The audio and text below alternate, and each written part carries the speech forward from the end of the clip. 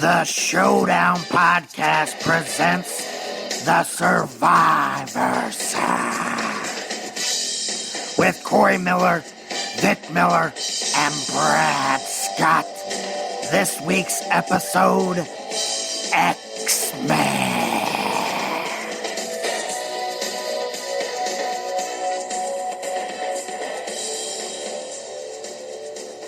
Lord, Brad, how do you keep doing that with your voice? You're gonna die one day, man. He was starting to trail off there during the series. Are you gonna be okay with your voice? No, he's shaking his head. No, I think we may have broken Brad Scott.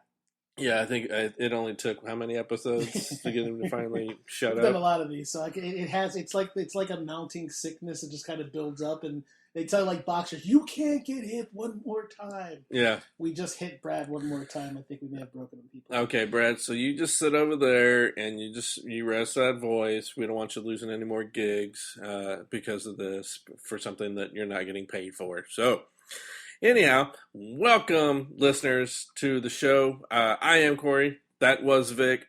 Since Brad is on the mend, we just happen to have a guest host, if you will, with us. It's Mike Witcliff. He's back. Hello. And we actually... Hello. I don't know why that just was like... I know, I just... As soon as you did it. my brain just likes the word hello. Hello. We watched X-Men. From 2000, the original X-Men. Pandering to the nerd. Because yes, we are pandering, very much so. Geek flag fly. Because this week that you're hearing this, the new X-Men movie comes out. And, Vic, you looking forward to it at all? I actually am. I saw the newer trailer that had come out, and I was actually pretty happy. And it's taken a while for me to kind of build up to it, because Apocalypse's story for me is a pretty tall fucking order to catch.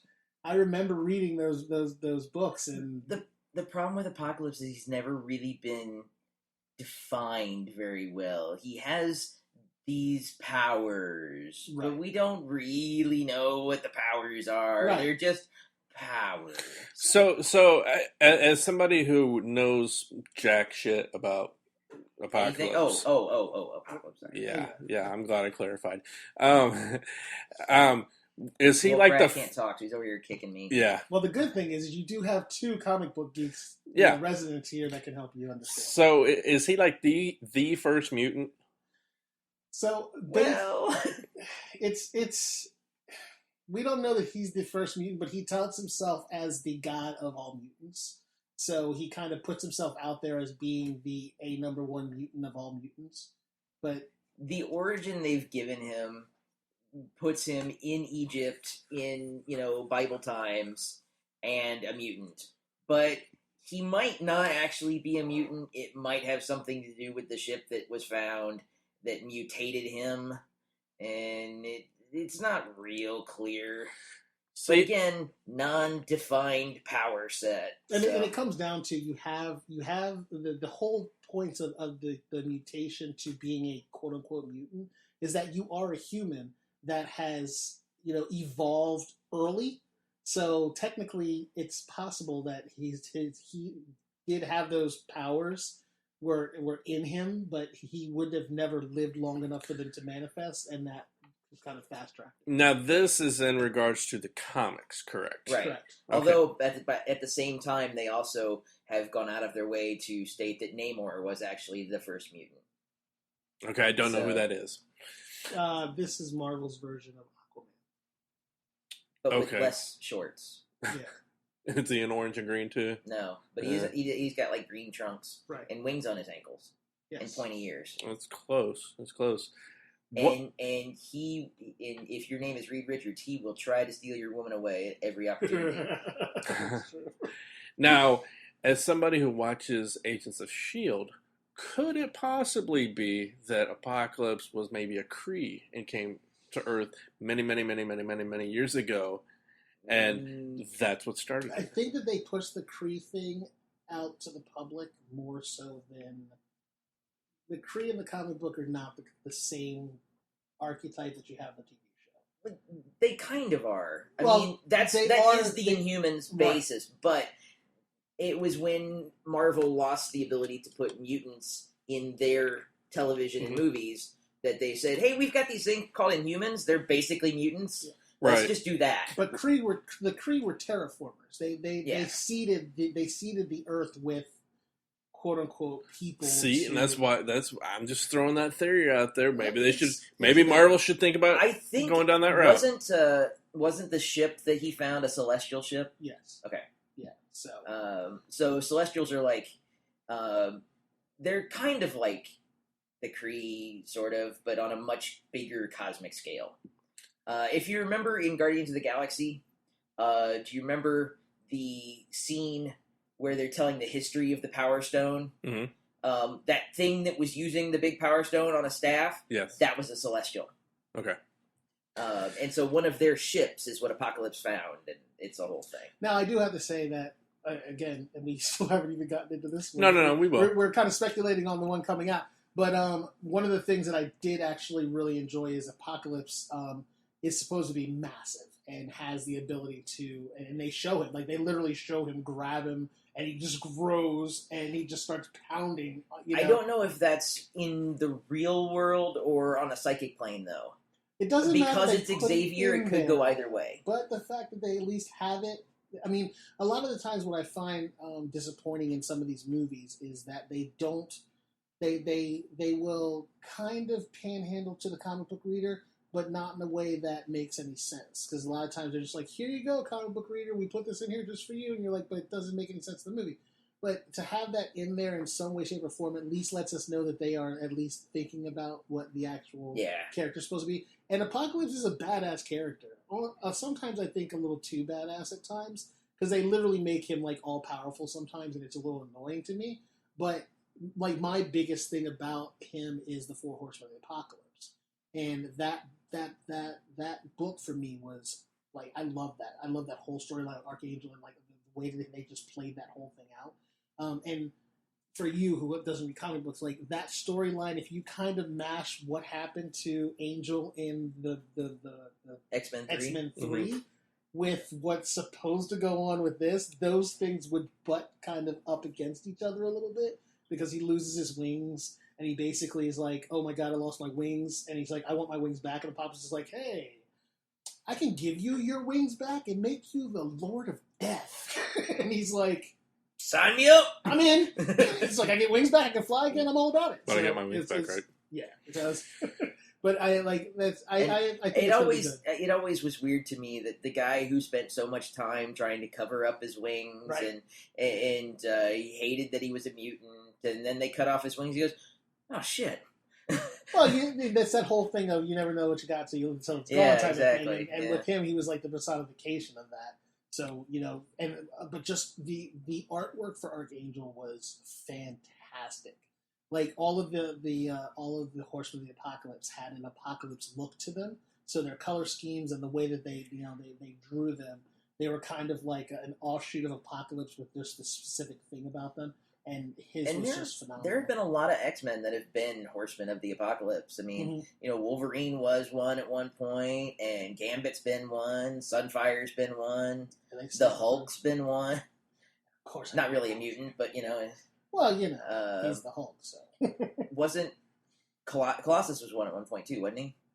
My X-Men gets a little shaky. I don't think Colossus from the late '90s on, but Colossus ends up being Juggernaut, but I don't remember him being. I don't remember him being a. What's that bitch? I don't remember him being a horseman though, but it's possible because he can talk anybody and anything. But moving into this particular, the actual movie, because you can see how much fun we're going to have with this. So the movie enough starts nerd talk. Off in 1944. We meet a young 13-year-old Eric Lyncher. Yeah. Sheer or Sure? They made that announcement about the time the movie hit. Until then, he'd just been Magnus. So let's just go with Magnus. Okay, so let's say Magnus. Or Magneto, since that's who he is. We meet a 13-year-old Magneto who is being escorted into the concentration camp with his parents. He does not understand what's going on or what's happening. We, of course, are looking at this going, holy crap. we knew. We're just going to It's start Jews this. in Nazi Germany. Yeah. We're just going to start this off right in a concentration Exactly. camp. Let's make this like the worst possible thing we can think of right now in close to current day. Hey, there's President Trump. We're I'm not sorry. a political podcast. Yes, we're not a but- political podcast. We forgot to tell you, Mike. So they're walking him into the concentration camp, and they separate him from his parents. His mom goes crazy, and this is where he manifests his mutant ability to control magnetism. Because as they close the fence, he basically starts to buckle the fence in, trying to get himself to his mom and his dad. Now, did you like this version or first class version better? Of Magneto? Yeah. The whole concentration camp and the scenes with him. The fact that they didn't negate out the whole Nazi angle with him when they did the reboot, I think that was a smart move. I like Fassbender's version of him because you get to see kind of like you see him at 13 and then you see him as the old man, so you never really get to understand like what made him so jaded.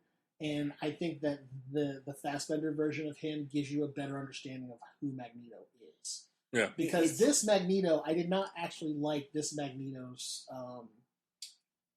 Backstory? not backstory, his Motivation? ideology. Oh, yeah. His ideology was, well, I'm just going to take this kid over here and I'm going to use her to, which will probably kill her, to further my ends. Which he does do that. He does use mutants to further his end, but he never tries to hurt them.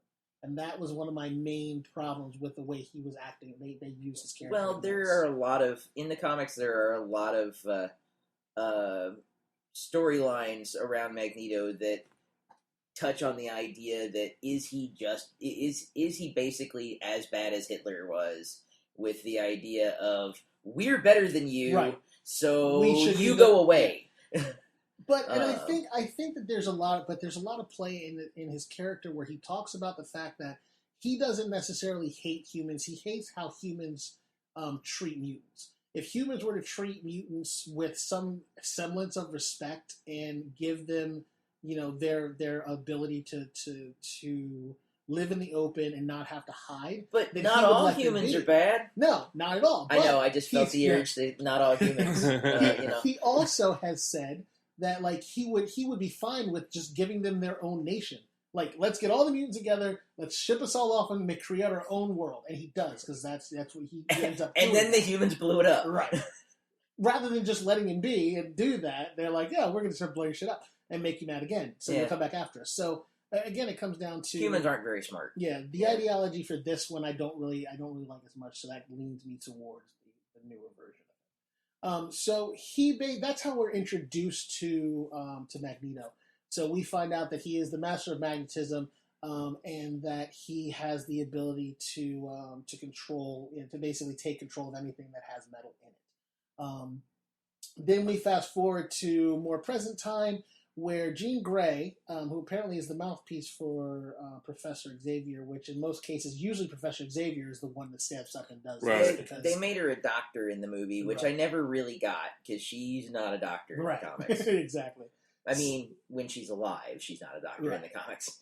Or when she's dead. Well, I mean, yeah. When she's dead, she becomes Phoenix, and that's a whole nother battle. Well, when she's dead, she's dead. Right. I mean, Yeah. But then she rises again.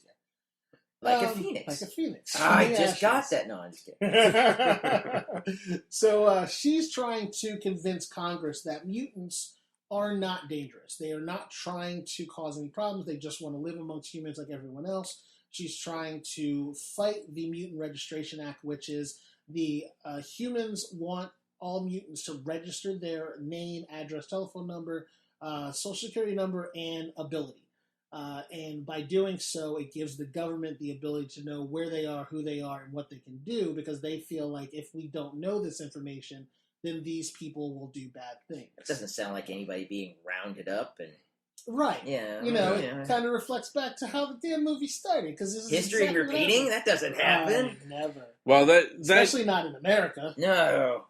when we rewatched it, it made me think of with the whole Captain America movie coming out, and that's when I asked you guys. I'm like, was this something that really happened in the comics? T-Cat. Oh yeah. And you're picking the wrong side. I'm telling you. I'm Iron Man, dude. Oh, okay. I thought you were with him. No. Spidey's on Iron Man's team. I'm totally done.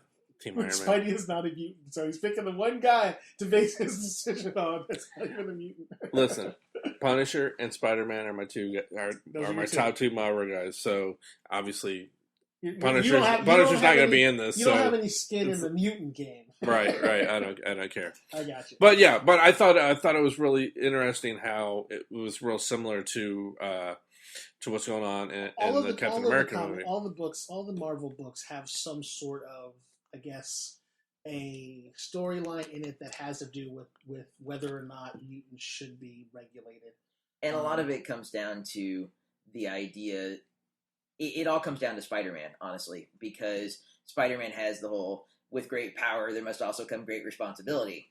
And so anytime you get that conversation about a mutant registration act or a superhero registration act, it all becomes, where is my responsibility? And if someone doesn't have that responsibility, should we force them to? Right. And it comes down to this conversation that she has with the senator. His thing is, there are mutants out there who have abilities that scare us. Okay. And if those mutants decide to be bad, then they can do things that we can't do anything about.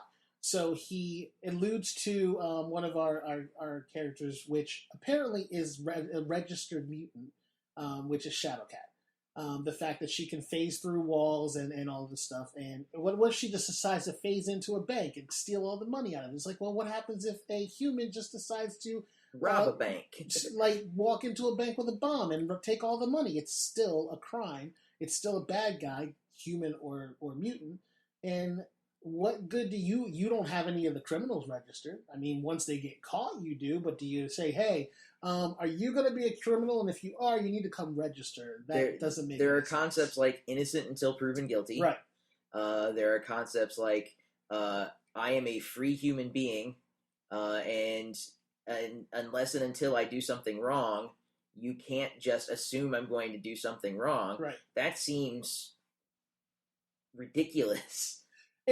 And God forbid that they should really find out how many mutants there are in the city. They would probably piss themselves, because if you consider how many mutants that they quote unquote know about, or that are mainland mutants, so they're people that don't have any disfigurations or don't have any outward appearance. So like if you're looking at Toad, he has an outward appearance that tells you that dude's a mutant. Okay, Mystique, definitely a mutant. Right, but if you talk about Morlocks and how many of them are underneath I'm kind of the sad city, we've never seen Morlocks in the X-Men movies. You have. There's a bunch of them in the when he creates the Brotherhood. A ton of those guys are all Morlock characters. A bunch of them are. In 3? Yeah, that's the one with Angel. Oh yeah. Wow. Okay, I blocked some of that out. Yeah, okay, I remember now. Yeah, those are all Morlocks.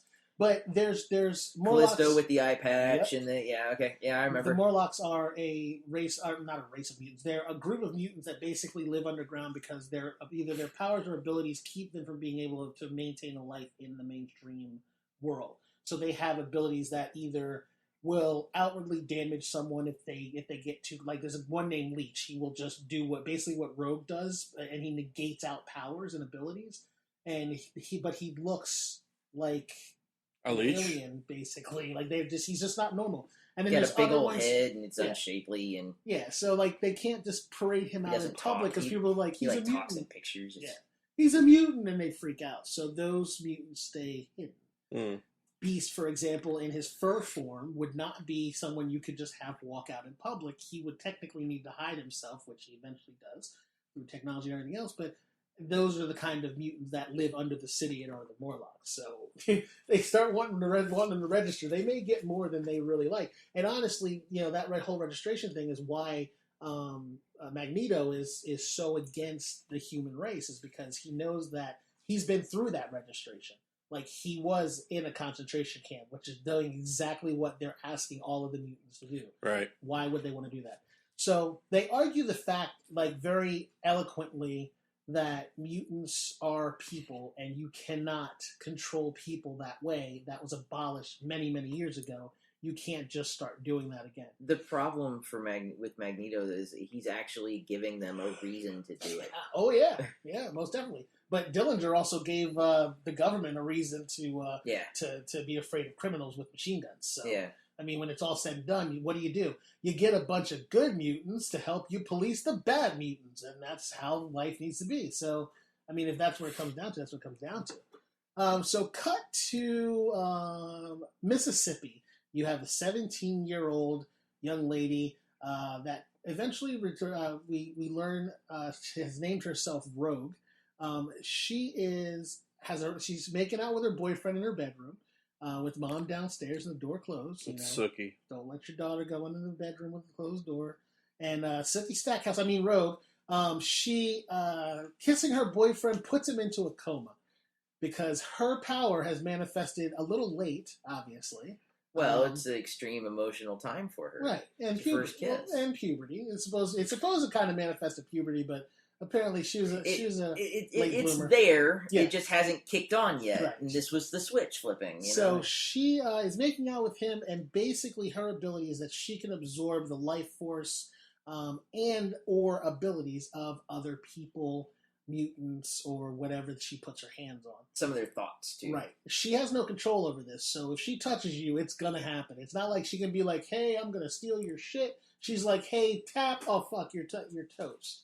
However, it does take some time to actually, well, the way that they designed it, it takes some time for it to kind of catch up and start to do it, whereas the character itself, she's like smacking, she's taking your shit. In the comics, though, you only get stuff on a panel at a time, so, there's nothing that says that it doesn't take a couple seconds. Well, now they do make it pretty instantaneous, just because they got to move on. Right. But and I like what they've done with her in the last few years. I don't know what they've done and undone right now, but they went through and gave her access to all of the powers she's ever gotten, and she had a whole lot more control, and she was pretty unstoppable for a while there. Yeah.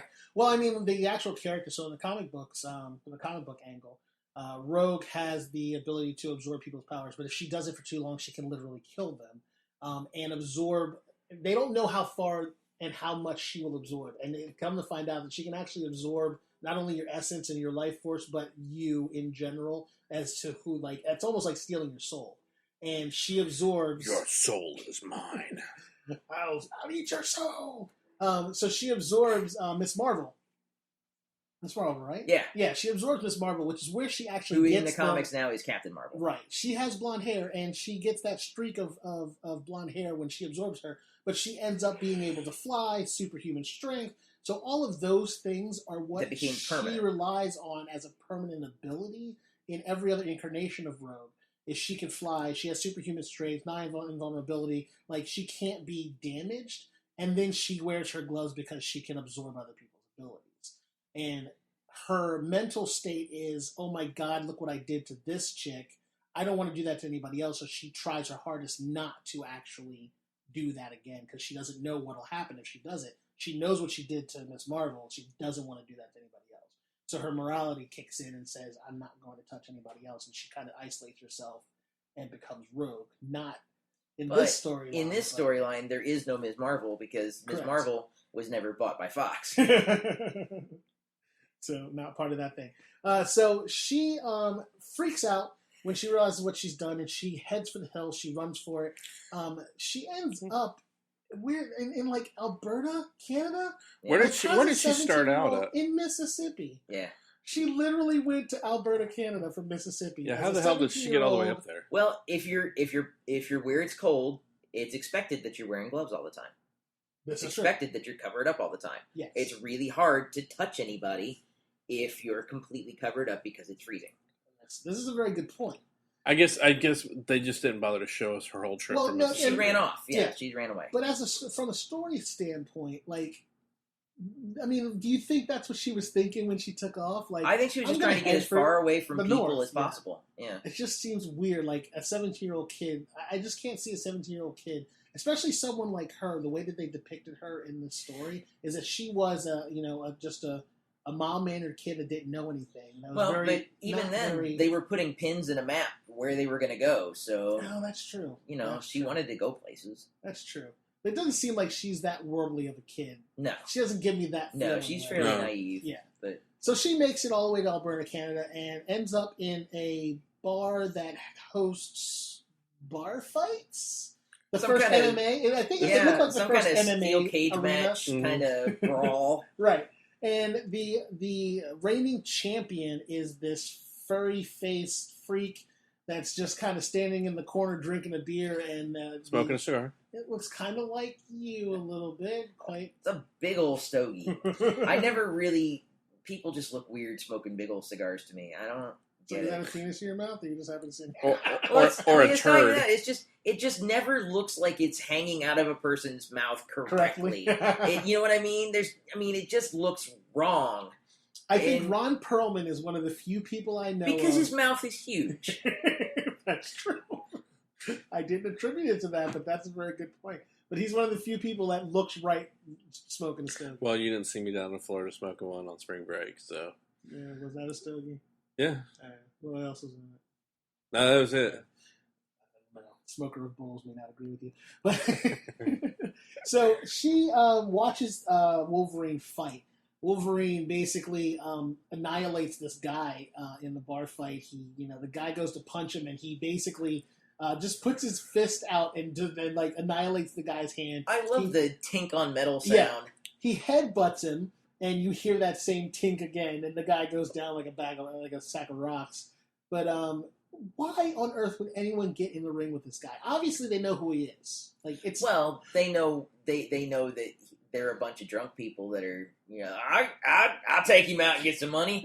I can do it.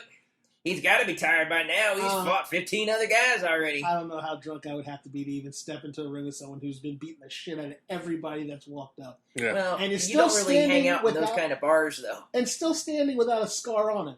Yeah. Because at some point, someone had to have gotten a couple shots in on him, and this dude hasn't taken a fucking lick.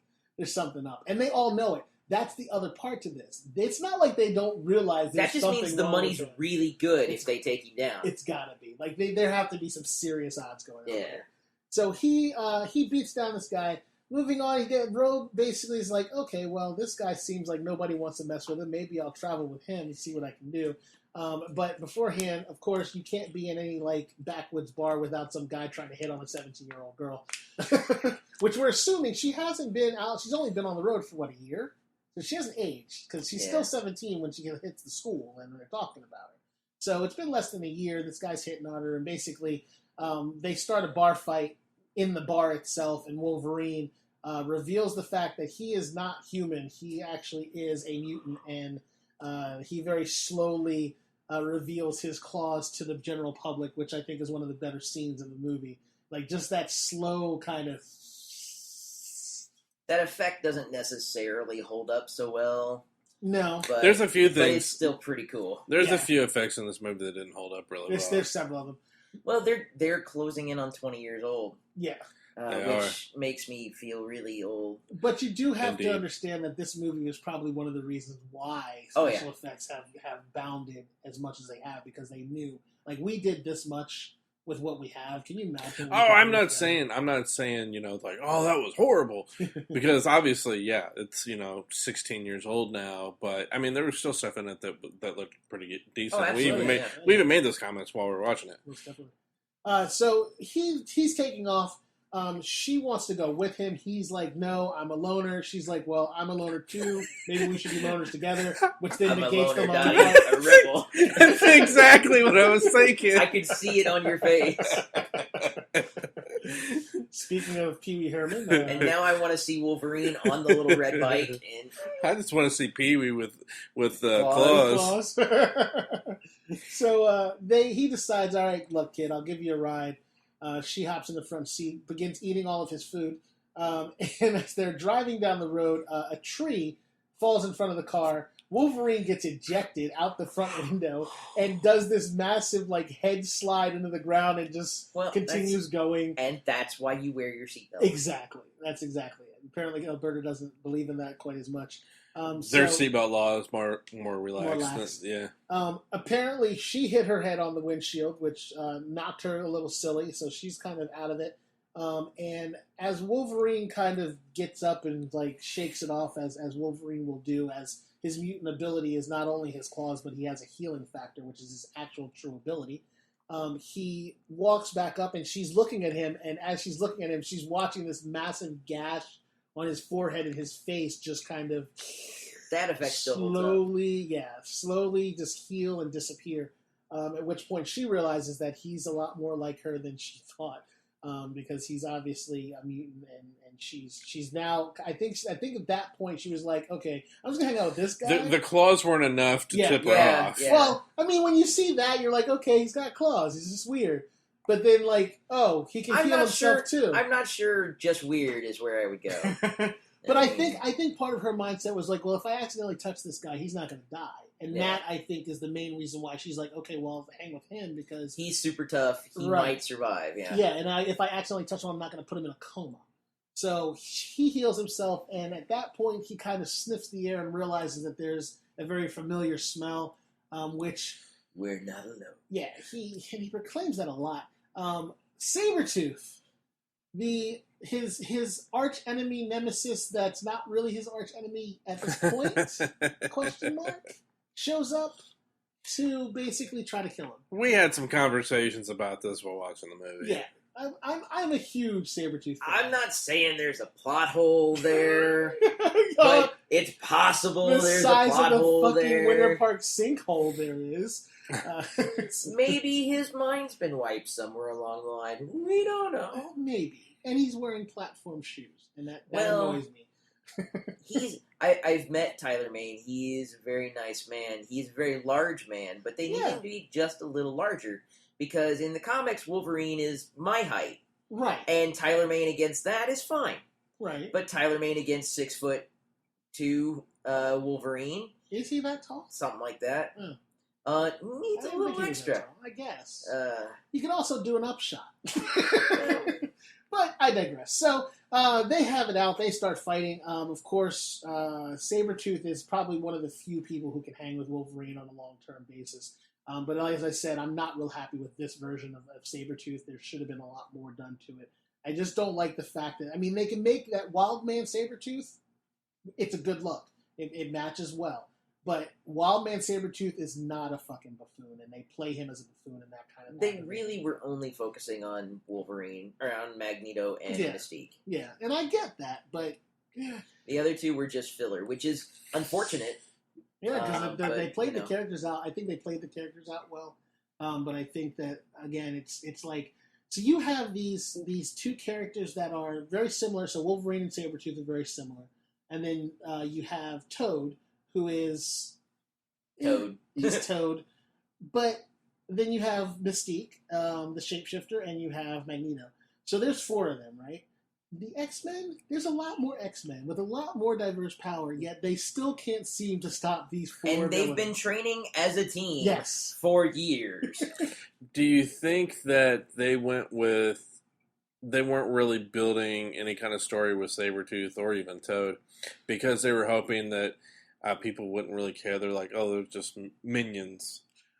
I think for Magneto, from a layman's non-comic book reader standpoint, yeah, that's what I mean. It's very easy to do that, but I think if you're going to do that, pick two people that are not as prominently utilized in other ways, because Toad and Sabretooth are very widely used in the comic book. Maybe and so. In the cartoons. Well, but Toad was always a toady. I mean, yes, he was, but in this, they didn't even play him as that much of a toady. They played him more as a badass, which I'm okay with. Well, because he's Ray Park, right? And I'm okay with it, but like there's a ton of other miscellaneous bullshit.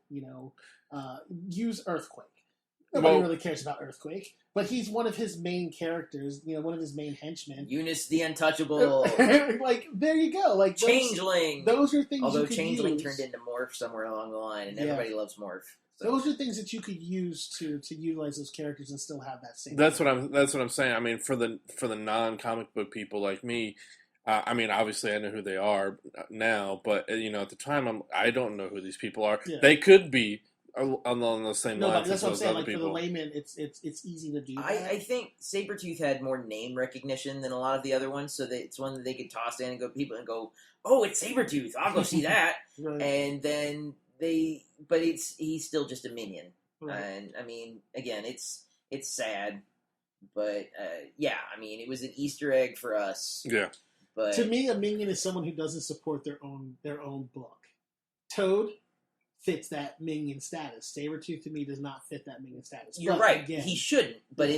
in this case, that's what they Yeah. used him for. So they basically he gets beat up. They get away. They start looking for a place that's going to be safe for them to hide out. And they make their way to Professor Xavier's school for gifted children. Is that how they quoted it on the placard? Is that how they did? I mean, that's what it is. To all Gifted of us, children or but- gifted youth. I don't remember Something how they like that. how they say it But, now. according to Iceman, is mutant high. Yeah. So they get there. They know there's something going on. Senator Kelly, who is the main proponent for the Registration Act, who was arguing with Dr. Jean Grey, has been abducted, and he was abducted by Magneto and his cronies, his minions, as you will.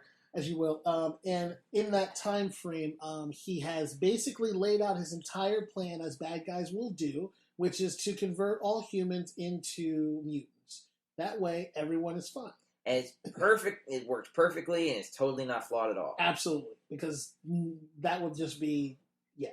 So the ability to do so requires Magneto to power this dynamo-looking thing that then generates what?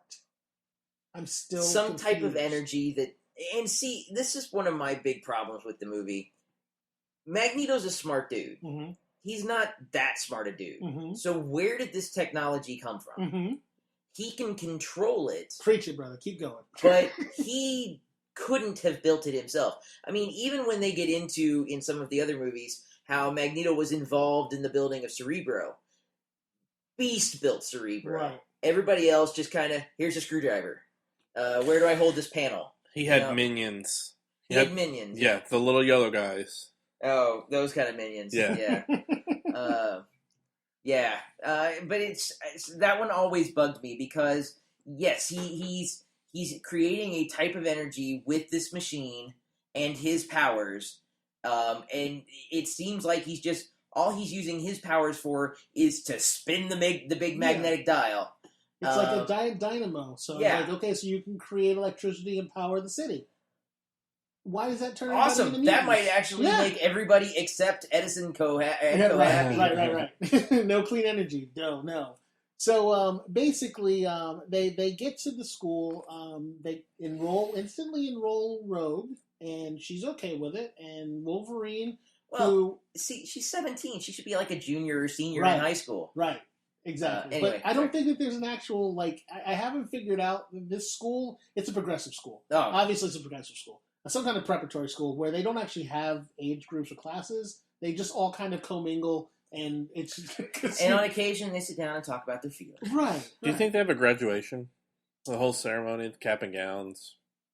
I For the think ones that can wear them. I think that they just they graduate them to the team that they're going to be assigned to. Your X Factor, your X Force. Except it didn't really work like that. Even when it was a school, there were No. a bunch of mutants floating around, and then there was one team of X-Men. Yeah. And that team of X-Men, I mean, sometimes had 30 people on it, but Right. still. Well, they have the it's like football. You have your first string, your second string, your 30th string, your lower tier, your farm league. Okay, so there's X-Men and there's X-Force Mhm. and there's other X ones. Factor, How I wonder which how is a government agency. I wonder how they determine you're going to be an X-Men. You're going to be an X-Force. Well, X Factor was basically the entire Scott Summers family. Yeah, well, what X-Factor, when it started off, it was... Did I it was- just dig myself a hole Oh yeah. by asking this when question? X-Factor first started off, it was We're the gonna geek on original this. 5 X-Men. So Angel, Beast, Iceman, Jean Grey, Cyclops. Right, because Okay. X-Men, they were the classic X-Men. They were the classic X-Men. They were the ones nobody gave a crap about after Giant Size X-Men #1 came out. So, Here comes because that's where nerd Wolverine talk. and Nightcrawler, Colossus, Storm, all those guys really popped up. I mean, And because they were such interesting characters, all of the classic X-Men were like, what the hell are we supposed to do? And they're like, fine, we'll make our own group and we'll call ourselves X Factor. Yeah, that's it. So they were actually masquerading as mutant hunters. So what they would actually do, they would get people to call them in to hunt mutants. They would find the mutants. They would say, hey, we're actually really good guys. Why don't you come with us and we'll take care of you instead of letting people hunt you down and kill you. And then enroll them in Xavier School. Yeah. And that's actually where Apocalypse first showed up, was X Factor number 6, which I have. That's another story. All right, let's move on. His eyes just kind of glaze over a little bit. It's so fun to watch. So this is going to happen again, just so you know. So it's going to happen a lot. They enroll her into the school. Just so you know, this is only an hour show. They have actually, and you kind of come to the realization that Xavier's been kind of planning this whole thing the whole time, because he does have Cerebro, and he has been actually trying to coax Wolverine to coming to him, so that he could help him, because he knows that Wolverine has got some shit that's just kind of impacted deep in there that he can't get to, so he wants to help him.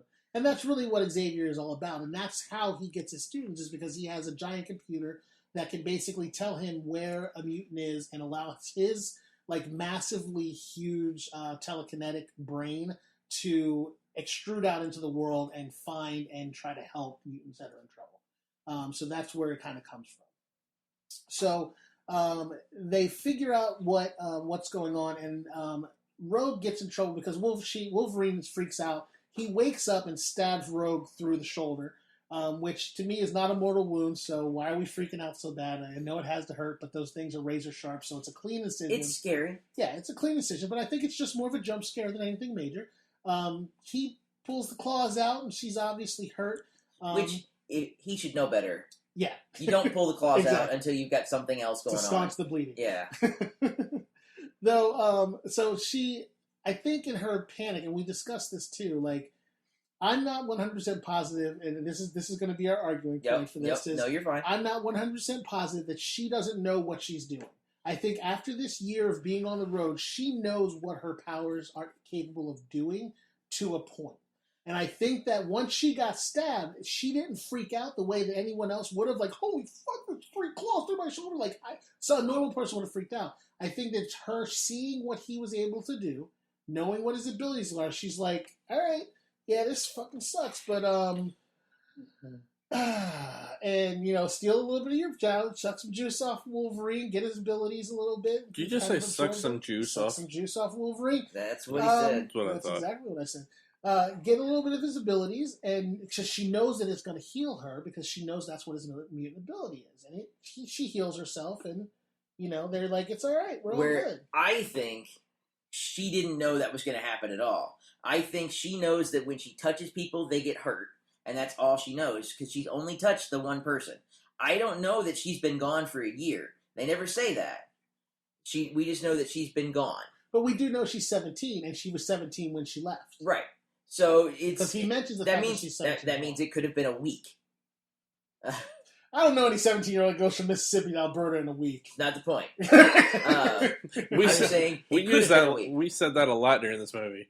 Yeah, the time frame, that's one thing that's actually kind of irksome about this movie, is the time frames are so jumpy. But we know that she touched somebody and he went into a coma for at least 3 weeks. Right.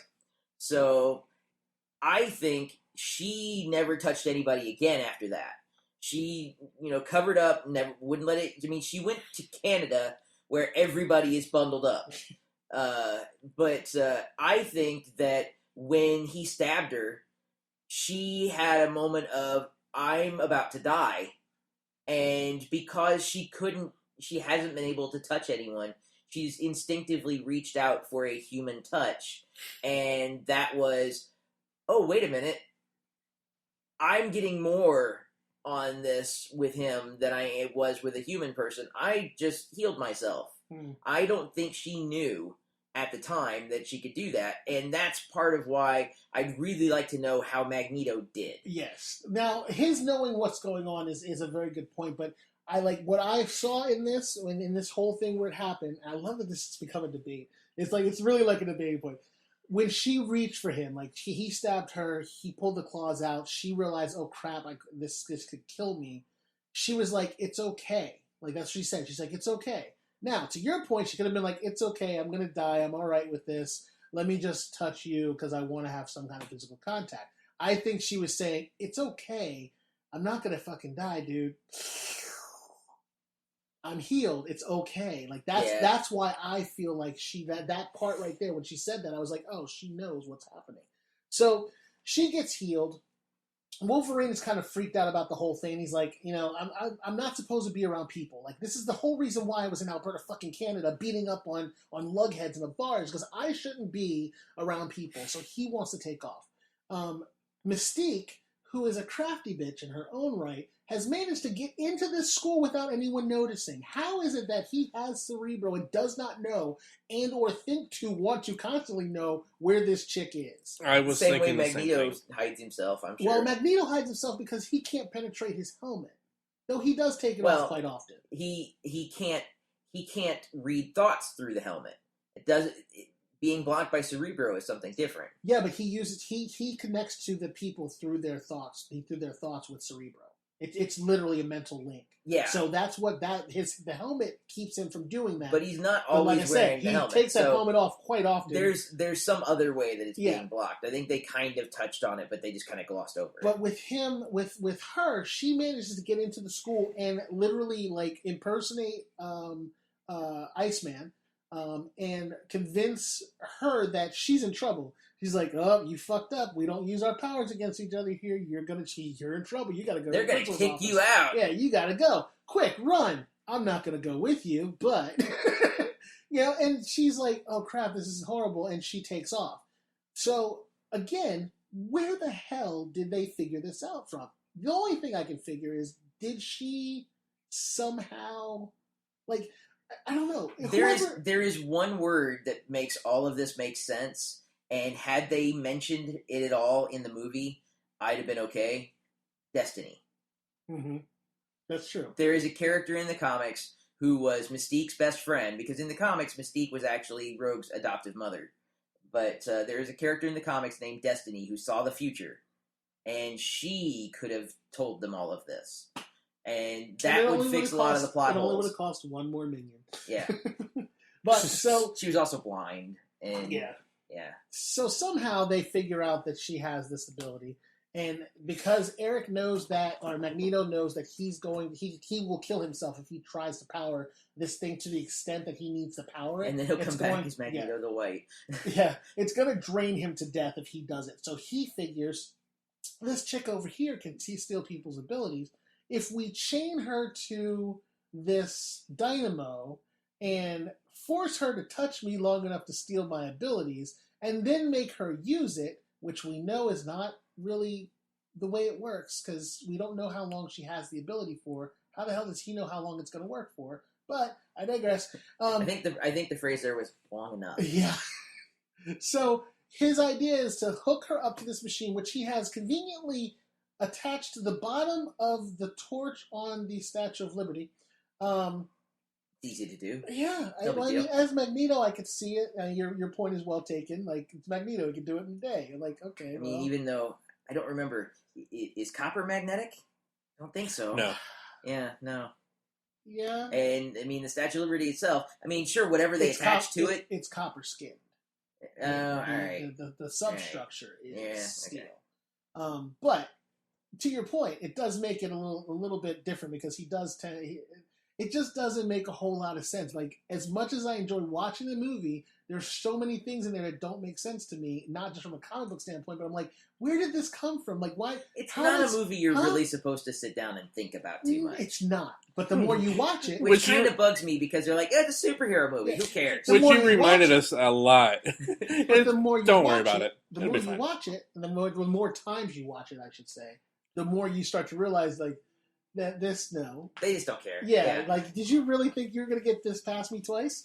Yeah. Like, the first time it was just like, it's it's a movie. Well, and about remember X-Men. when they made the movie, they made it for $80 million, which at the time was, they cut that budget way down. They must think the movie's going to do good at all. Well, they put Patrick Stewart in it, so Yeah. they had every Trekkie going, hold on, I got to see this movie. Exactly. I mean, that's why I do it. Which is literally he just plays Captain Picard In a chair. in Yeah. a chair. Well, Picard Well, was he in a played chair Captain Picard in too. a chair too. So Yeah, they just put wheels on his captain's chair. Which actually, if you look at that captain's chair from the Enterprise, It's not too far off. it's not too far off. You just slap a couple wheels on it. Yeah. It's not too bad. Anyway, so the plan is to turn all of the delegates that are at this conveniently timed And placed. and placed, because usually Well, delegates meet in New York The City. convenient timing is all based on him. Well, I mean, he's like, oh, they're doing a thing there. I'm going to do this, and I'm going to have to go get Rogue, and that's what kicks off the story. They just the real convenience there is that Rogue happened to run into Wolverine. that's true. However, Which makes you wonder if she had not run into Wolverine, would any of this have gone down in the first place? Well, Because the X-Men still would have shown up, but they wouldn't have had Wolverine. but So- Sabretooth was going after Wolverine. no, Sabretooth was after there for Rogue. He was there to get Rogue. Wolverine was the bonus for him. Oh, okay. That's why when he showed That's him right. the dog tags, he That's was like, right. what is this all about? And that's How all did it he know was. where Rogue was? Don't think about it too much. Mind you, he is a train tracker. Like, he could have been on her trail for God knows how long. There's no telling. I believe that to be more plausible than half of the shit. I guess that question just goes back to what you're saying: is how does Magneto know anything about her if she's still learning about it herself? Again, and it comes down to it. Maybe she registered. There was your mistake, Rogue. You shouldn't have registered. So, moving on, Wolverine and the X-Men, who have now donned their unitards and jumped in the Their Blackbird. black leather. Yes, and jumped in their Blackbird, and flown to New York City from upstate New York in a matter of seconds, which is okay. They get there. They got a supersonic jet. They get there. I'm down with it. And they are trying to, like I said, thwart Magneto, who has carefully crafted and timed out this assault on all of the delegates of, I believe, the United Nations, to turn them all into mutants so that they would sympathize with the plight of the mutant, which makes a lot of sense. And Magneto is not a stupid person. He does very regularly create plans that that make a lot of sense as far as what he's trying to do. Because, yeah, if you get the leaders of all of the free nations to understand, because they are now mutants, that you should treat mutants better, then that's definitely probably going to work, except for one problem. As soon as they become mutants, they're going to be out of office. I'm almost positive of it. Well, there is that. Especially if you jellyfish too many of them. Yeah. Which, when he kidnapped the senator, he used the ability to turn him into a mutated jellyfish, and or then turned into sentient water. I think That's what we were talking about. Yeah. It's the only thing we can figure is that he's now sentient water. So I thought he was one of the Wonder Twins. Stop crossing! Don't cross the streams. Bad things happen. Total protonic reversal. Right. So they get into they get to the island, and they know that they have to stop them, so they're trying to get in. They break into the building. Wolverine has some of the best lines throughout the entire movie in like this one small section. How do I know it's really you? Yeah. You're a dick. It's you. Now, And I'll say this: when they first went in through the gift store or whatever the museum, I couldn't help but think that I'd like to see more X-Men movies where they're actually doing something, like they're fighting crime, not crime per se, but like a bad guy, in the suits, like we saw in the cartoon. Like they would, put the suits on and they'd go get the bad guy. You don't really see it, I don't think, as much. At least putting the suits on and acting as a team. I think part of your problem is that you are a Spider-Man fan. As a Spider-Man fan, that's a thing Spider-Man does on a regular basis. And with them, it's usually they're a reactionary force to mutants doing something wrong. So until mutants do something wrong, they usually don't do a whole lot. Like no, it's normally like a mutant's decided to rampage New York City, so they get together, they fly out, they stop the mutant from doing that because Professor Xavier doesn't want mutants to have a bad name, so they try to stop mutants from doing things that can give mutants a bad name. As opposed to, hey, this bank is being robbed by a guy with a gigantic ball and chain, you know. Maybe we should go stop that too. Yeah. They really are fairly insular.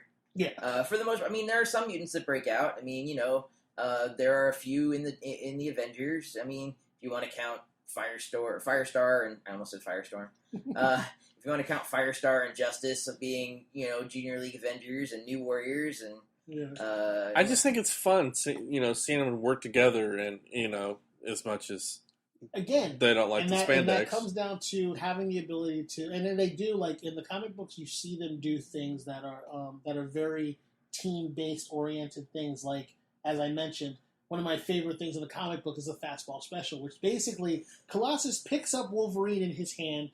Wolverine stands up and he throws him like a baseball towards the bad guys, in which Wolverine pops out with claws blazed and basically tears up whatever he hits. I think they did that in the video game, one of the video games. Oh yeah, it's a very popular, like, and they did a variation on it in the Deadpool movie too. Yeah, so. yeah. Oh, so it's a very popular thing, and it's very, and for comic book readers, everyone knows what a fastball special is, you know. But it's just something like that teamwork stuff you don't see a whole lot of. Yeah. They did it in Days of Future Past, didn't they? They had somebody. They had somebody chuck Wolverine. Yeah, but again, it wasn't. But it Colossus. wasn't Colossus. I know. Like, I want the real. I was just trying to remember. Yes, yes, you did. There are bits I block out, so selective memory loss. That works. You got to get through it somehow. Right? I got to get through it somehow. There you go. So they basically. Oh, I forgot. Professor Xavier has been laid out through the course. He got of knocked the fuck out. Yeah. So it was like, oh, we're just going to let the kids go try to figure the whole thing out. Which he wasn't a whole lot of help for them in the first place. So I don't. Well, he's in a wheelchair. I mean, how much really can he be helpful? I mean, he's a badass, but he got laid out pretty early in the thing, and from there on, they're just kind of on their own, which is a test to how well they've trained together. Which no danger room montages or anything. Well, I mean, like, for somebody for Captain Picard to get wharfed, I mean, you know. Because that's what they always did on Star Trek, is to prove how big a badass the bad guy was, they took out Worf. Right. And that's what, they did here, that to prove that the bad guys were really on top of things. Oh, down goes Captain Picard. I've never heard Worf as a way of describing getting knocked the fuck out, but I like it. Well, no, it's when your super badass gets knocked the fuck out. Yeah, absolutely. Yeah. Just to prove that the bad guys are badasses. So they basically assault why can't I get this word out? The Statue of Liberty. They assault the Statue of Liberty to try to save Rogue, because now they know what's going on. They fight their way in. Apparently, Mystique is the baddest of badasses of all badassery, which she is a badass, but just they play her up as being the ultimate warrior of mutant. She can take a Wolverine beating like nothing. I want to know, when he cut off those claws, what part of her did he cut off? I would imagine they're just extra skin. Do you think? I don't know. I honestly don't. If she hits you with them, they cut you. Well, that's because of the way she had them shaped. But if you saw when she would pull them back, they would turn into like skin again. Right. So I don't know. It's things that make you go. And they're still part of her body mass. So maybe, you know, if she wants to shift stuff around a little bit, she could go down half a size or something. I don't know. I'm just still wondering how. Or maybe it's those extra toes you kept going on about. She's got 12 of them. I'm just wondering why she was able to punch and kick Wolverine and not break an arm or a leg. Because, you know, that scene in Deadpool where he punches fucking Colossus? Yeah. Yeah, that's pretty much what should happen. Well, but it's like I said, though. When your body is completely malleable, you're basically, it's like hitting somebody with a gel pack, you know? Understood. But the reaction, it still should have been, like, there should have been no real... You hit him, he's rock fucking hard. There should have been some sort of, like, bounce back of some sort. But even, you know, Like the they guy talk- in the MMA fight in the beginning. To switch it up a little bit, if you talk about the Flash, the Flash can actually punch Superman because he hits him super fast, and force equals mass times acceleration. And so he can actually, Science. Superman can feel that punch, even though the Flash is just a dude. Right. Because it's coming super fast. Now, she's obviously not super fast, but she has a different ability that kind of cushions out that blow for her. So he might not be getting quite the hard punch, but it's definitely still a push. I don't know. She was beating the shit out of him. Well, yeah. But so they he realizes and that, also don't think about it too much. Yeah, don't think about it. That's been the going. That's our mantra for the recurring whole theme. So he's fighting her. He closes the door so that they're trapped, because obviously he's smart enough to know that this chick is going to turn into whoever she needs to, and we need to isolate her from the rest of the group so that I don't have to try to figure out who I'm not going to kill. So they get into their fight. Toad shows up and apparently is the secondary badass of all badassery, because he takes out the other three basically by himself.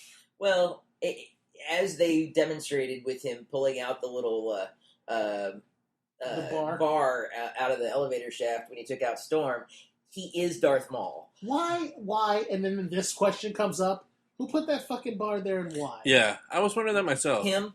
Let's just say him. Okay. It was a trap. Okay, Because he's Admiral Darth Maul, and Blackguard. sometimes it's a trap. We just lost him too. I know. So Oh, sad. Toad beats the hell out of everybody, and takes out Storm, causes a problem for everyone else. Storm, who apparently doesn't like being thrown down an elevator shaft and having the door slammed on her head. Claustrophobic ladies that hurl electricity at you. Right. Not fun people to piss off. They never mention anything about that. Yeah, I know. What, that she's Well, claustrophobic? Yeah, she's got a claustrophobia thing, which does not pan out well when she gets she Don't goes put her at the wide-eyed bottom crazy. of a closed elevator Yeah, shaft. it's not a good Orwell. idea. So Yeah. she basically blows open the elevator shaft, gets pissed off, and goes after Toad, who, though he can stick to anything, is not able to stick to the floor at all, even though he's been climbing up walls and walking all across ceilings and everything else. Yeah. Apparently, his suction cups are not strong enough to hold on to the floor in this building. Well, not when she creates a Gale force tornado. wind, yeah. Yeah. So she blows the side out of the building. Like, they cause a whole lot of damage to this building. Oh, and the building is the Statue of Liberty. Yeah. So yeah. Xavier's going to be spending a lot of money. That would explain the upgrade to the Statue of Liberty around that time. There you go. So, there you go. So she basically Maybe it did happen. blows him out the window. I think she kind of made a win. No. No, she blew him out the window. Yeah. it was out a window. However, they were not upstairs. Yeah, don't I think have about not it too figured hard. this out, and again, I'm not going to think about it. So she blows him out the window. He saves himself by using his prehensile, super strong tongue to wrap around the bar to keep himself from flying away. I don't know why he didn't find himself a job in porn. I don't know. Yeah. She's like, oh, why is that coming out of my ear? So which honestly, like, the amount of force that she was throwing at him, he would have just landed in the water. He could have froggy paddled back up and been okay. Yeah. But instead, he tries to stop himself by wrapping his tongue around this post, and she electrocutes him after delivering the line of what happens to a frog when it's struck by lightning. Like, I'm thinking there's going to be something really cool at the end of this punchline, No. and she's like, what happened to everything else? I'm like, really? That's what this was? What? That line kind of famously was talked about as it was supposed to be just a throwaway line that she decided, I've got no lines and I'm fucking Halle Berry, so I'm going to make this a big arch moment for me and wouldn't budge. And so they're like, all right, we got to have it in the movie because we got to figure out why he's going away. It's the end of the fight. We can't just cut it. So she gets to have her arch moment. What do you give a 300-pound gorilla when he comes up in the woods? Whatever he wants. Yeah, that's Yeah. Who wrote this line?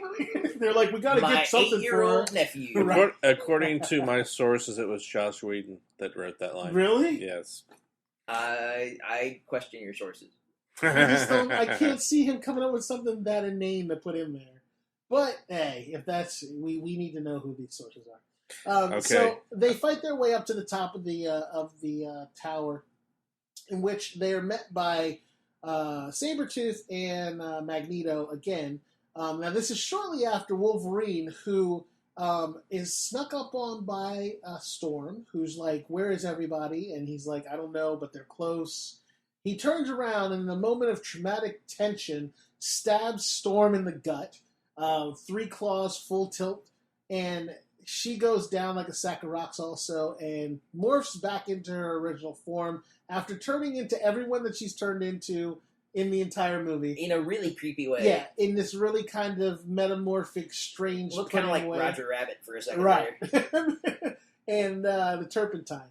And she then hits the floor, and they're like, "How'd you know?" And Corey, you were like, "How do you know who she was?" And I don't know how you missed that, but he was literally standing there going, like, sniffing the air, and that's how he found. Yeah, that's but how wouldn't he knew where Sabretooth was. That's how he knew where. That's how he knows. But wouldn't he smell everybody else, like Cyclops and all them too? No, but then part of it is his feral ability. Part of his feral ability is that he has the ability. He's feral. He's a wild animal. He has a healing factor, and he's a wild animal. That's his mutant ability. So he can he can tell you from me from him just by our smell, like a dog. A dog knows who you are. Will know your scent, and he can separate your scent from someone else's and follow you, even though we're running in. He's got a super direction. Sniffer. Exactly. I'm not talking about sight. So he puts her down, and she's left laying, bleeding on the floor. Not very much blood though. So again, shapeshifter. Again, I'm just not going to ask too many questions because she just moved the internal organs out of the way. She's the quickest fucking morph I've ever seen in my life, but we'll just let it go. Have you seen other morphers in real life? No, not real life, but she's like, "Oh, I'm going to move my spleen 3/4 to the left. My spine's going to rotate a little bit to the right." I'm just saying. Sometimes you want to be donut shaped. It's working for me. So that smart and that good at it, you would never get stabbed in the first place. I'm just saying. So, moving up to the top of the Lady Liberty, they have figured out where she is, trying to get to her. They're not sure how to physically get to her, despite the fact that Storm can fly. I'm just pick one of them up, fly up, drop them off. I'm just saying. Storm can fly up an elevator shaft where she can create a down, an Storm updraft. Can fly in general, but she can't in this movie. She doesn't in this movie. Yeah, that's true. She rides an updraft from the bottom of an elevator shaft that is only X amount big, and the air is only going one way. But they show her lower herself into that building originally, into the train station. There's from the plane. So she's riding the wind down, but it's more of a controlled fall. Hello. Falling with style. Exactly. So they get up to the top. Magneto realizes that they're there, and he's going to stop them. So he takes the superstructure of Lady Liberty and wraps them up in it, which is... Sure, why not? I guess. I'm okay with it. But he does the smartest thing he possibly can, which he turns them all against each other, which that's true Magneto style right there. He's like, okay, so the chick that can lightning bolt everybody, let's hook her up to the metal that's super conductive. Let's turn this guy face first with his girlfriend, take his glasses off, and then there's Wolverine. Now, this is where it breaks down for me, because he was really smart up until the fact where he goes, hey, I'm going to move your hands into a position where if you pop those claws, you're going to kill yourself. Now, he knows that this little girl with the ability to suck up powers is somewhere out there and finds her. He knows Wolverine has these claws and has metal because he's manipulated it. I'm pretty sure he should know that he has a healing factor because I'm pretty sure Sabretooth would have told him something about that. But still, nobody expects that someone's going to actually pop their claws through their chest. What about Wolverine says he wouldn't do that? Of what they know already. He doesn't know him. Besides, it's absolutely against human nature to impale yourself just to break free of something. But the thing is, Wolverine can fix himself. So I don't know why he wouldn't think that it wouldn't happen in this case too. it's just not something. It's a frame of reference thing. Right. Because we know what Wolverine can do, we go, oh, of course he's going to do that. But my thing but Magneto knew everything about. But because we've known Wolverine for years. Right. Wolverine's a cultural icon that we know he will do all that shit. But I think, when you're the bad guy, and this is the first, you've only met this guy a couple of times. He keeps coming at you. He's a giant pain in the ass. Let's just make him really. Let's make his day really suck. If he wants to try and break free, he can try and break free. He's going to stab himself in the chest to do it.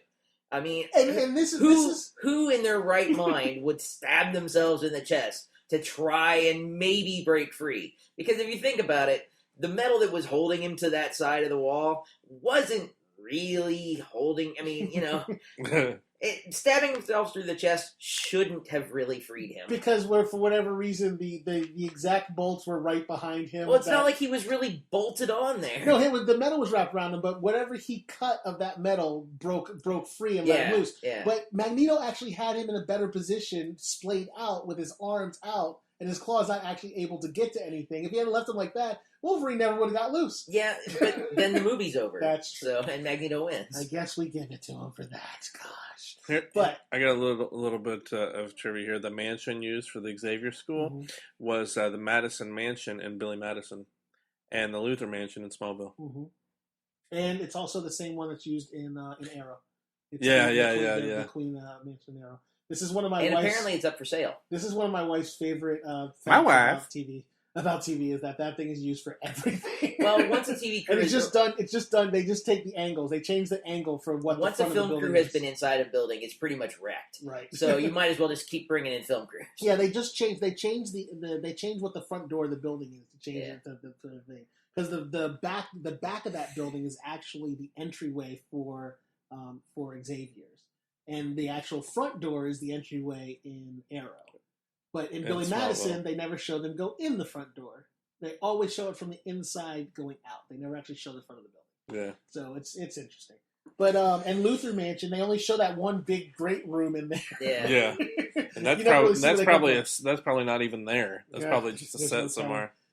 So they manage to break free because Wolverine sacrifices his own safety and busts loose. Because sure, why not? Yeah, why not? Don't ask questions. They manage to get to retreat. Well, he fights Sabretooth, and in the process of fighting Sabretooth, in this very strange, I really enjoyed that scene where he throws him up in the air. He kind of catches his claws on the edge of the crown. Yeah. Does this weird spinning thing and lands. Now, sure. Yeah. It's cool looking. It looked cool as hell when they did it. But there's so many holes in that whole process right there. Yeah, physics doesn't really work that way. Yeah. It does not apply. Well, we are dealing with a movie that has mutants in it. Well, it so would require his don't claws to physics have out the had window. hooks on them to kind of make him rotate back around. And then that thing should have fallen off in actually 4 pieces, not 1. But like you said, I'm not going to ask too many questions. But that fight, it was a pretty epic fight, and the fact that they really showed kind of what Sabretooth does as far as the way he fights. He's just a very feral, kind of crazy ass fighter. So he basically starts to get the upper hand on Wolverine, and Wolverine just basically he throws him off. He kind of resets and beats his ass in no short term. In the interim of this happening, he managed to get a hold of, or did he knock loose the visor? When did he get a hold of the visor? Did you see it? No. Did you? I don't think we were supposed to have seen it. But he had it. Yeah. Because when he went back to let them all free, he had the visor. Yeah, I don't think we were supposed to have seen it. Actually, he picked his pocket somewhere. No. That's what it was. Somewhere in there, he grabbed it. He threw the visor. And Jean grabbed it with. Grabbed it with her mind, and positioned it in just the position that when she yelled for Colossus to open his eyes, Cyclops to open his eyes, they were just in the right position, aimed perfectly, and apparently she opened the visor and allowed him to fire and hit Sabretooth. Teamwork. That's right there. Teamwork right there. That's some epic teamwork. Luck and teamwork. There's a whole lot of holes in that teamwork that we won't talk about. But they get free. they're trying to figure out now how they're going to reach Rogue, who is in the bottom of the torch. And they're like, I don't know how we're going to get up there. It's like, how are you going to get there? I don't know how we're going to get up there. Okay, so they decided they're going to elevate him with wind and use teamwork again to lift him up with the wind. And Jean Grey is going to guide him with her telekinesis. And when he gets up there, he's supposed to do something, which they still have not figured out what the end of this plan is. So they get him up there. He lands on top of the thing, luckily, after like awkwardly humping the top of it, and then just sits there. At which point, Colossus, why I want to say Colossus back. Cyclops is like, I got the shot. And then she's like, no, wait. No, I can hit him. No, wait. He's the star of the movie. He can still save the day. There's nothing for him to do. The only thing I figured he was going to do was literally like pop his claws and stick them into the machine so they cut itself Yeah, off. I think that was That's the what idea. I honestly thought was going to happen, but instead he manages to time his jump perfectly to go between them and land in front of her. Well, And at which point, Cyclops... Calm down there. I'm recasting this whole thing. Colossus was not really in this movie. No, he was not at all. Cyclops shoots Magneto, which should have obliterated him, but apparently his shots don't hold enough. There was weight a lot going on. So maybe, trying to pierce the energy wave dissipated him But somehow. he hit several people with that thing, and it didn't destroy them, is what my point. So It's force, not heat. So I guess so. He manages to hit Magneto, which knocks him out. They destroy the I guess I shouldn't use that word. They destroy the generator that they attached her to, and save her from his clutches, and save the group seconds before the wave hits them, in that just nick of time that always happens in these movies. And yay, superheroes! They return back to the school to find a Professor Xavier who has miraculously recovered just in time to not have to do the dishes. I do that trick all the time. I'm really tired. I'll do the dishes later, so someone else will go do the dishes. And they completely save the day. They save the people, which again goes unrewarded because still. The only thing that they care about is the fact that this mutant tried to do this, not the fact that all of these mutants came to their rescue. Yeah. Like, this is not even like a mentioned thing. Like, this guy tried to turn us all into mutants, but these mutants protected us from that mutant. Yeah, so maybe not all that's mutants like at are work bad. where I have 2,400 tickets that I've completed in the last 6 months or so. But my boss keeps looking at the 5 that are open. Right. It's like, really? That's what you're going to concentrate on? Okay, good. Thank you. So they are watching television, and they notice that, which to Corey's, point, they show a guard getting medical attention who has 3 pinholes in him from apparently being stabbed and skewered. But they show Senator Kelly again saying, I thought about this, which he is obviously championing the fact that these mutants saved him.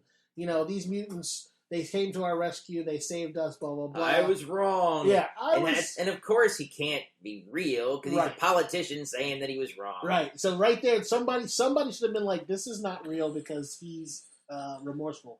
And he walks off, and as he's walking off, again, these weird things that no one else catches, his eyes turn yellow with he tripped lenses or something. and, or something. And nobody caught this. And he was still nursing whatever that wound was because he was holding his gun. Which I can't help but wonder why his eyes weren't yellow before that split second when we see him as... I actually have an answer for this. When she is stressed or hurt, that manifests itself. Like if she's about to change, that happens. Or if she's she's probably using her ability to not bleed and causing herself pain. So when she tripped and kind of fell over, that's right when it kind of flashed. So she was probably morphing a little bit. Okay, I'll buy it. Bleeding out. That's the only thing. That's the one thing that I was like, well, maybe that's what happened. But nobody caught it except for them watching television, which means everybody else in the world had to have seen that as well. I mean, the internet existed in the year 2000. the internet would have taken one look at that video and gone, "What the fuck's with the yellow eyes?" And some Bible thumbs were like, "Devil!" Yeah. It's the devil. And then it's part of the mutant conspiracy. Right. So Wolverine decides that he's going to. Professor Xavier explains to Wolverine that he may have a lead to his past. Wolverine's like, okay, I'm going to go check this out, which leaves us an in for a sequel. Rogue takes solace in the fact that she was saved by her friends and her mentor. She's going to stay at the school where she's protected until Wolverine comes back, because obviously Sookie Stackhouse likes older men, and she's in love with Wolverine. And there you go. That's the end of the movie. All right, and with that, we will be back. It's commercial time. Mike, you're our guest. Why don't you tell the listeners where they can find you? I am at Grey Matter Splat on Twitter. That's pretty much it. All right, short and sweet. Vic, where can they find you?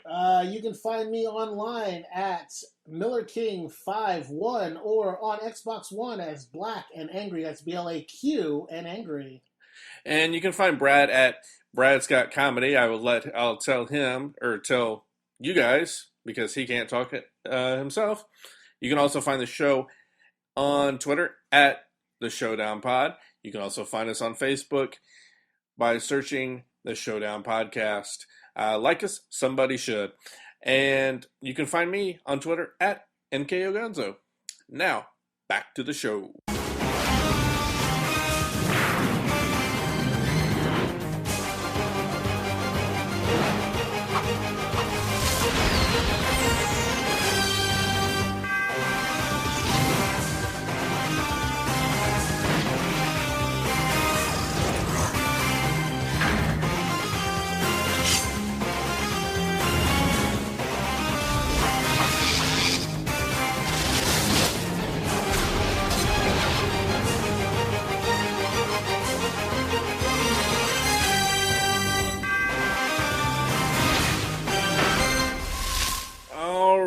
Now it's decision time.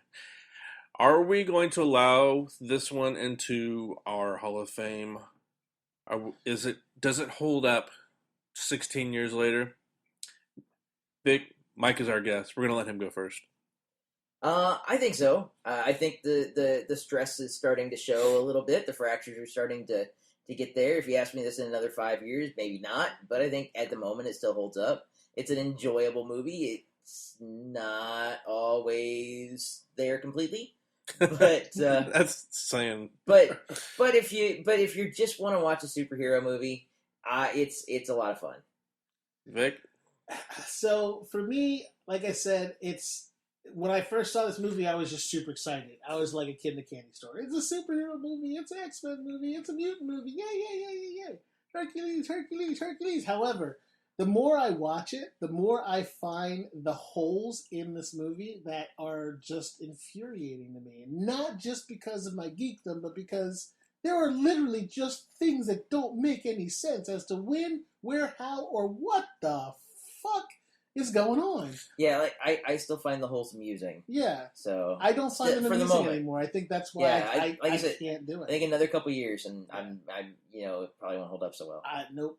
Doesn't hold up for me anymore. I am going to fully agree with everything you said because at one point, I think I watched all 3 of these movies last year, and I was like, all right, it wasn't too bad. I kind of liked it, but after watching this today and listening to you guys talk about the different things, I'm with you. I don't think this one holds up, and so this one is a big thumbs down for me as well too. So.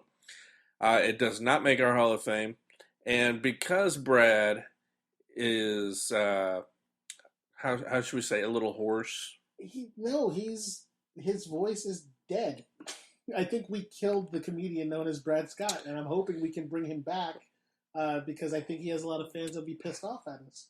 Why are you flipping me off? I mean, it's true. You don't have a voice, so it's obvious you're not making any, sounds now, so that's a little worse than a flick off. We might want to go. Yeah. So anyhow, he would normally at this point try and recast Miley Cyrus as Rogue, I'm not going to do it justice. So it's not going to be done The by country me. twang is just it's a natural progression, Yeah. and I think Brad is completely correct that if you were to replace Miley Cyrus's ridiculous country twang with the one that Just saying a line Sookie like Stackhouse tried to have, then it works out. Yeah, I mean, if you picture her saying something like, "I'll look them claws, y'all," something like that. Yeah, just He still, I he just couldn't. I know. All I was saying was you could not do it. All you had to do was let it go. You were okay when you said, "I'm not going to do it justice." All right. Well, having said that, we're going to go ahead and close out the show. Thank you for sticking around. We realized this was a longer episode. I'm sorry. I tried. You get two comic book nerds in one building, and I tried to break up the comic talk as much as I could, but it didn't happen. Dude, I hear podcasts that go for 5 hours. Yeah, yeah. So, on behalf of Mike Witcliff, Vic Miller, and a untalkable Brad Scott, I am Corey Miller, and thanks for listening to another episode of the Showdown Podcast. How does he manage to trip over my last name? I don't know. Of all things to trip over is my last name. You'd think he heard it before or something. Something like that. Like almost his entire life. Yeah. His entire life.